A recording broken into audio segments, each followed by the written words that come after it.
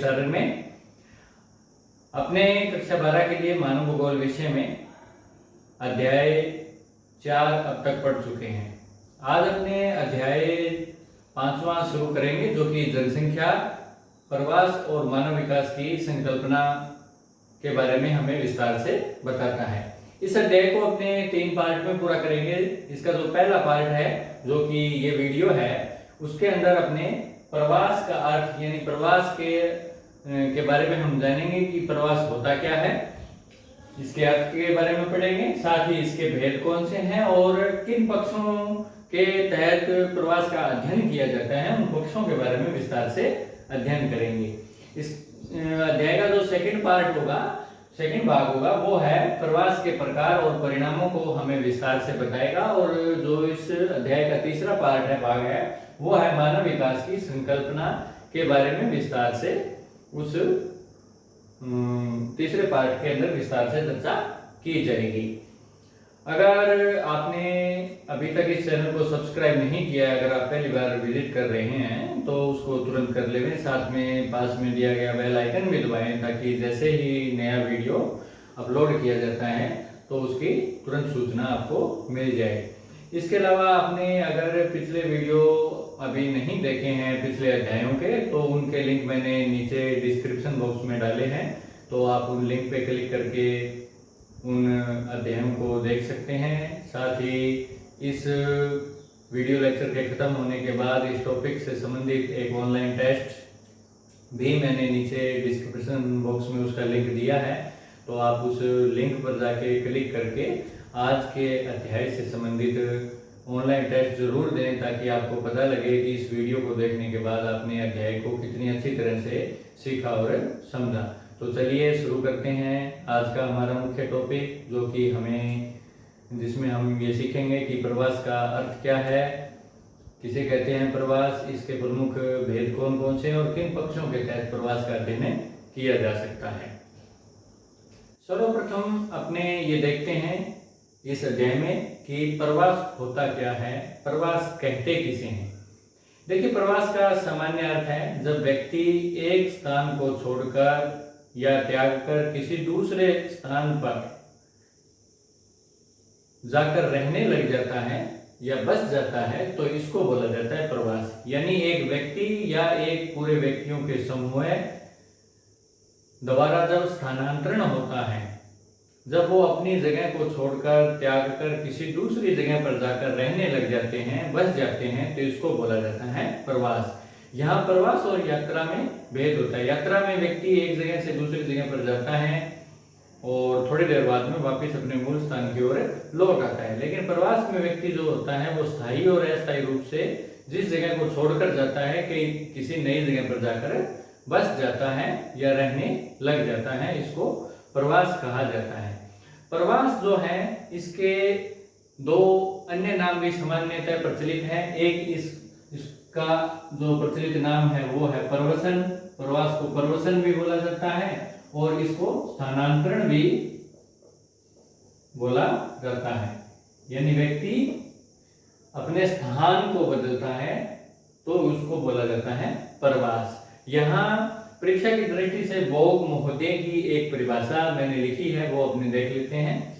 एक मानव समुदाय या समूह द्वारा अपने स्थान को त्याग कर किसी अन्य स्थान पर जाकर रहना या बसना ही प्रवास कहलाता है। प्रवास जो है वो पुरातन काल से होता रहा है। पुरातन काल में तो प्रवास जो था वो कम था, क्योंकि उस समय यातायात के साधन इतने उन्नत नहीं थे। आज के आधुनिक जमाने में जो प्रवास है वो तीव्र गति से होता है। यातायात के साधनों के विकास होने की वजह से व्यक्ति एक स्थान को त्याग कर दूसरे स्थान पर आसानी से पहुंच जाता है। इसलिए व्यक्ति इस आधुनिक समय में जो प्रवास है उसकी प्रवृत्ति अधिक बढ़ी है। प्रवास के पीछे कई कारण रहे हैं, यानी व्यक्ति या व्यक्तियों का जो समूह होता है वो प्रवास आखिर करते क्यों हैं, इसके पीछे देखो कई कारण होते हैं। जो सर्वाधिक जो कारण महत्वपूर्ण होता है वो होता है आर्थिक, यानी व्यक्ति आर्थिक समस्याओं के कारण, या साधारण शब्दों में कहें तो रोजगार की तलाश के लिए व्यक्ति एक स्थान से दूसरे स्थान पर जाता है। ऐसा अक्सर गांव से शहरों की ओर आपने प्रवास देखा होगा कि बहुत से लोग गांव को छोड़कर शहरों में रहने लग जाते हैं, शहरों की तरफ चले जाते हैं। इसके पीछे कारण एक ही है कि वो रोजगार की तलाश में एक स्थान से दूसरे स्थान पर प्रवास करते हैं। इसी तरह पुराने समय में आप देखें जनसंख्या जो है वो अधिक बढ़ गई थी यूरोप महाद्वीप की। तो यूरोप के महाद्वीप के लोगों ने उत्तरी अमेरिका और ऑस्ट्रेलिया जैसे महाद्वीपों की खोज की और वहां पर जाकर वो स्थायी रूप से बस गए। तो इस तरह से पुरातन समय में प्रवास हुआ। आर्थिक कारणों के अलावा राजनीतिक कारण भी प्रवास के लिए उत्तरदायी होते हैं। कई बार राजनीतिक अशांति होती है किसी क्षेत्र में, किसी स्थान, किसी देश में, तो व्यक्ति उस स्थान, उस देश को छोड़कर किसी दूसरे स्थान या देशों की ओर प्रवास करने लग जाते हैं। जैसे कि जब भारत आज़ाद हुआ था तो 1947 में भारत का बंटवारा होने पर बहुत से जो लोग थे वो पाकिस्तान से भारत की तरफ आए रहने के लिए और भारत से बहुत से लोग पाकिस्तान की तरफ प्रवास कर गए। तो कुछ राजनीतिक कारण होते हैं जिनकी वजह से प्रवास होता है। इसी तरह सामाजिक और धार्मिक कारण भी होते हैं प्रवास के लिए उत्तरदायी। तो ये था प्रवास का अर्थ और हमने देखा कि क्या कारण हैं जिनकी वजह से प्रवास होता है। अब अपने देखते हैं कि प्रवास के प्रमुख भेद कौन कौन से हैं।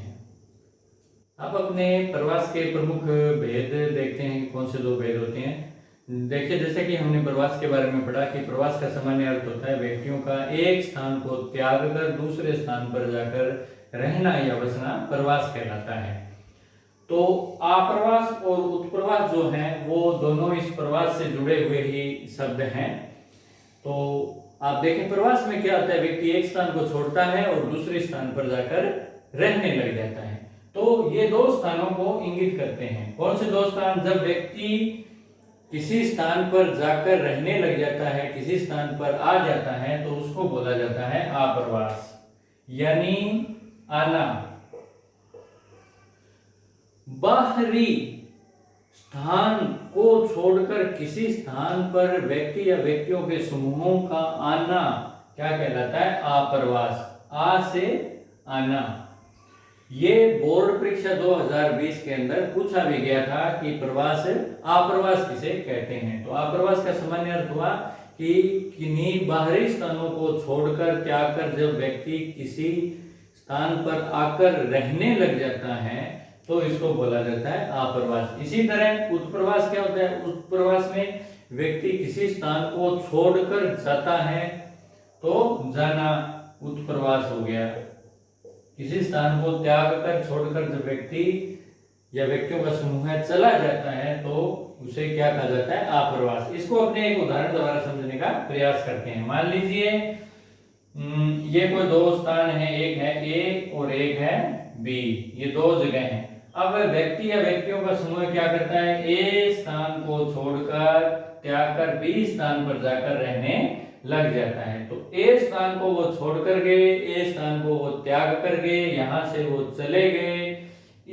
इसलिए ए स्थान के लिए वो क्या थे?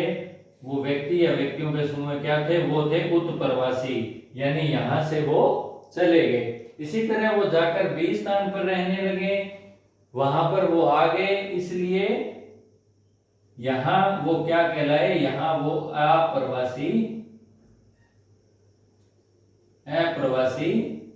या अप्रवासी कहलाए, यानी इस जगह वो आ गए।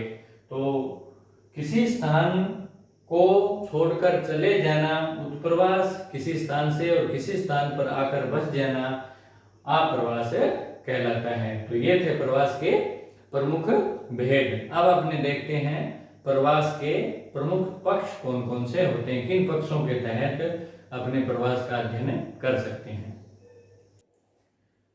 बात करें प्रवास के पक्षों की तो इसे प्रवास के अध्ययन के तरीके भी कहा जाता है। प्रवास के जो अध्ययन के तरीके या पक्ष हैं वो 5 माने गए हैं। पहला है देश पक्ष, दूसरा है काल पक्ष, तीसरा है कारण पक्ष, चौथा है संख्या पक्ष और 5वां है स्थिरता पक्ष। देश पक्ष क्या होता है? इसको क्षेत्र या स्थान पक्ष भी कहा जाता है। व्यक्ति या व्यक्तियों का समूह क्या करता है? एक क्षेत्र या एक स्थान को छोड़कर किसी दूसरे स्थान पर जाकर बसने लग जाता है। यानी जब हम प्रवास के अंदर क्षेत्र विशेष का अध्ययन करते हैं, प्रवास का अध्ययन क्षेत्र के हिसाब से जब प्रवास के ऊपर विचार किया जाता है तो इसे देश पक्ष कहा जाता है। प्रवास जो होता है वो सामान्यतः स्थानीय होता है, यानी एक जिले के अंदर ही हो सकता है, अंतर्राज्यीय हो सकता है, अंतर्राज्य में एक राज्य के अंदर एक जिले से दूसरे जिले के अंदर हो सकता है, ये अंतर्देशीय हो सकता है, यानी देश के एक राज्य से दूसरे राज्य के अंदर हो सकता है, और ये अंतर्राष्ट्रीय हो सकता है, यानी एक देश से दूसरे देश की ओर लोगों का प्रवास हो सकता है। और ये जो प्रवास है ये अंतर महाद्वीपीय भी हो सकता है, यानी व्यक्ति या व्यक्तियों समूह एक महाद्वीप को छोड़कर दूसरे महाद्वीप में चला जाता है। जब इस प्रकार अपने प्रवास का स्थान विशेष के हिसाब से अध्ययन करते हैं तो उसको देश पक्ष कहा जाता है। इसी तरह काल पक्ष होता है समय, यानी व्यक्ति या व्यक्तियों का समूह है जो प्रवास करता है, वो जो समूह है या जो व्यक्ति है उसका प्रवास समय के हिसाब से देखा जाता है। यानी वो प्रवास दीर्घकालिक है या अल्पकालिक है, यानी वो बहुत लंबे समय के लिए किसी स्थान पर रहने गया है या अल्प समय के लिए रहने गया है।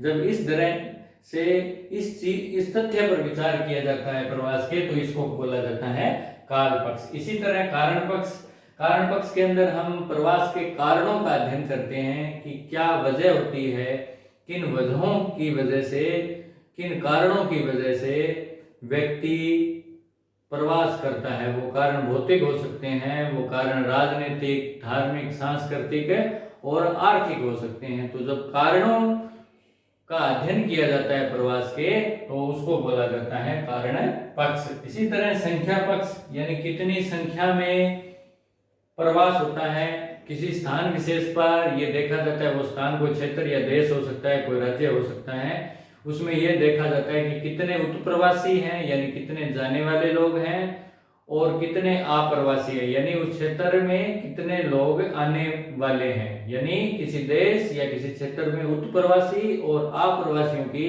संख्या पर जब विचार किया जाता है तो इसे प्रवास का संख्या पक्ष कहा जाता है। इसी तरह स्थिरता पक्ष के अंदर हम प्रवास की स्थिरता को देखते हैं, यानी जो प्रवास किया गया है वो स्थायी प्रकार का है या अस्थायी है। यानी व्यक्ति या व्यक्तियों का समूह किसी स्थान पर जब रहने गया है तो क्या वो स्थायी प्रवास है या अस्थायी प्रवास है।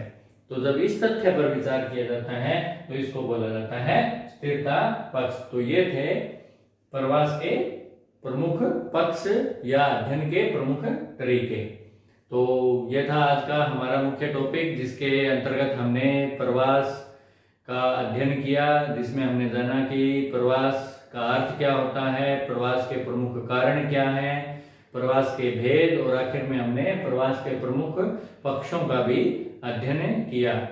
तो कैसा लगा ये आपको वीडियो? अगर आपको ये पसंद आया है तो इसको लाइक और शेयर जरूर करें। साथ ही आज का ऑनलाइन टेस्ट, जिसका लिंक मैंने नीचे डिस्क्रिप्शन बॉक्स में डाला है, उस ऑनलाइन टेस्ट को करना भी आप ना भूलें।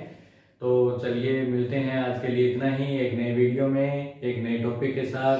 तब तक के लिए जय हिंद, जय भारत।